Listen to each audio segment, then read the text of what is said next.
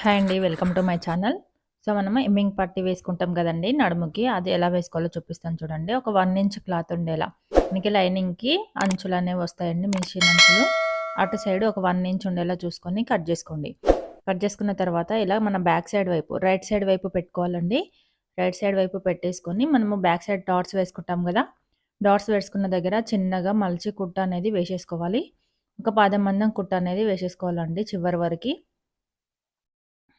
ఇలాగ డాట్ వేసుకున్న దగ్గర చిన్నగా మలిచి కుట్ట అనేది వేసేసుకోవాలి.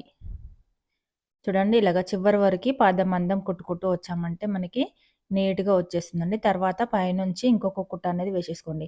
ఈ కుట్ట అనేది లైనింగ్ మీద పడేటట్టుగా చూసుకోండి. మెయిన్ క్లాత్ మీద పడొద్దు.